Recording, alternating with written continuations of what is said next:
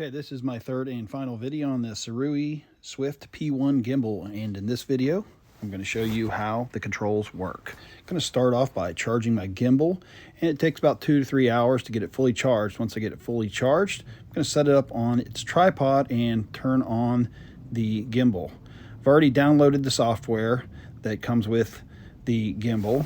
It looks like this for the icon, and I'm going to start that up, and it will then attach to my Bluetooth on my phone, which is what I'm using to do all of my recordings. And then it comes up with a little menu on the screen. So here are the controls for the Swift P1 gimbal. On the left-hand side of the display, you'll see a plus and minus. I'll show you what that does right here. By turning the wheel dial, it zooms in and out. Now by pressing in on the wheel dial, it changes the mode over to a P, which is pan. So now the dial will pan the camera left and right when rotated. So another press of the wheel dial and it turns to T, which is tilt. So with tilt, when I rotate the dial, it simply tilts upward and downward. And another press gets me back to zoom mode, and I'll leave it right there for now. Now the next button I'm going to show you is the shutter control button. By pressing that, it simply hits the red record button on the phone, and I'm going to do a little recording here. Press it again, it stops, and then I can go into the video and photo, switch it over to video mode, and there's what I've recorded. The next control I'm going to cover is the tilting panning control knob, and that works in either TL or TF mode. And what that does is when you tilt up, push up on the button, it goes up. And when you press left, the camera, the gimbal will move left. And when you turn it right, it pans right, tilts up, tilts down. Pretty simple here. It works in either TF or TL mode, which I'll cover those here in a little bit. Now when in PV mode, what the tilting panning control knob does is rotate the gimbal in a 360-degree spiraling motion, like so. The next button I want to talk about is the power switch motor force button, and by pressing it twice, it brings up a menu screen like this, and that allows you to change the power of the gimbal. Now I noticed on high, with this small phone, not a larger camera, that it tends to buzz a little bit. So let me put it on high in here and I'll show you. See how it just buzzes? So I go with a medium or a low, and it works just fine for a small camera like this. The high would be for a little heavier camera, and then we're back on low here, and it works fine.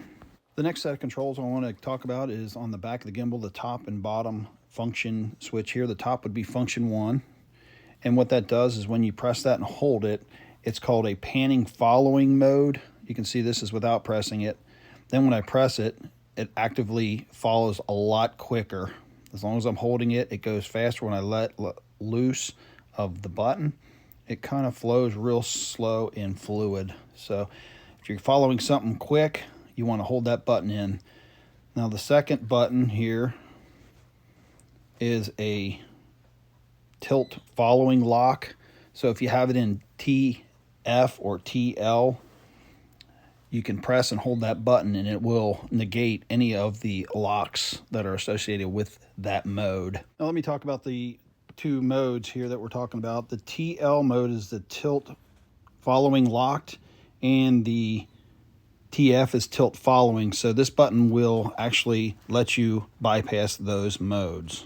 I'm going to go over some of the software controls, and we'll start out with the time lapse mode, and you can see you can change the scale. Right now it says scale is 1 second equal 30 seconds, so I'm going to change that down a little bit more, and I'll start recording. And as I'm recording, I'll move the camera around a bit, do a real quick video, and remember this is set, I think I have it set right now at 1 second equal 15 seconds. So for 15 seconds of video, I'll have a 1 second video. Okay, let's stop and set it down. And let's see what we get. So then we go into our videos here and go over to video instead of photo. There's our video we just took. Let's hit play, and that's our 15-second video compressed down into 1 second. So next is the path lapse mode, and you can see this is what it looks like. It's the second button down on the right hand side, middle past the record button. And what you do is put the camera in various positions and hit the blue screen, and it will record the location of the gimbal. And I'll put maybe 4 points on there, just randomly choosing 4 points. And you can see there's a time lapse on that as well, and a gimbal speed. Once I've got my points chosen, I can set my speed and time and hit the record button, the shutter button on the bottom of the gimbal, and it'll proceed to go through. Now this takes a little time, so I sped the video up here. You can see it's at 2 times video speed, so yours will not go this fast.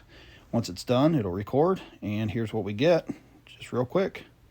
So the next feature is the motion zoom mode. I hit the motion zoom, and it has Hitchcock settings as zoom up and zoom down. So I'm going to leave it in zoom up and start the recording. It'll do a countdown, 3, 2, 1, and then start to zoom in. Once that's done, it records my video. So I'll switch it over to zoom down. Right here, same thing. Motion zoom, Hitchcock settings, zoom down, and start my recording here or on the gimbal shutter button. And it'll count down and start to zoom out automatically. So that's the motion zoom. The next mode I want to show you is the action track mode. It's down in the left-hand corner. Once I click that, it turns blue, and I can outline a portion of the screen. Once that's outlined, the gimbal will lock onto it, and you can see here that I take this little smiley face I got on the wall and I move it, and the gimbal will track the action of that particular frame, up, down. It'll go left and right. It's a real nice feature. So now I'm going to switch over to picture mode in the lower right hand corner, and you'll see it has timers. Those are timed. It has a Sudoku mode, which just produces a picture with lines across it like this for Sudoku. I'm going to show you the pano here, and I'll set it at pano and then put a 90 degree on it. So I only do 90 degrees of the pano, and then I'll hit the start button. It does a countdown, starts off on the left, and I'll speed this video up because this is a slow process with the gimbal, so this is running at 2 times the speed.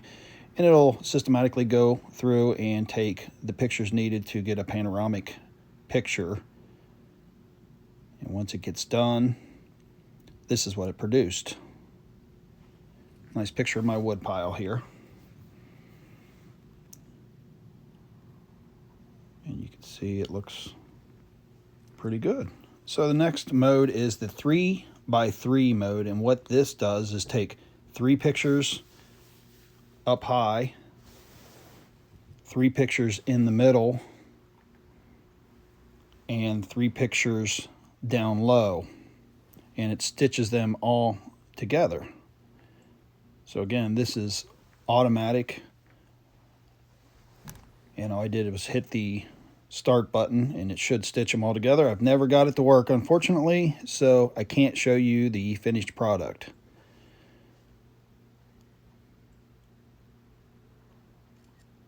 So that's the operation of the SIRUI Swift P1 gimbal. If you like this video, make sure you like and subscribe. I am How To Bob. Thanks for watching.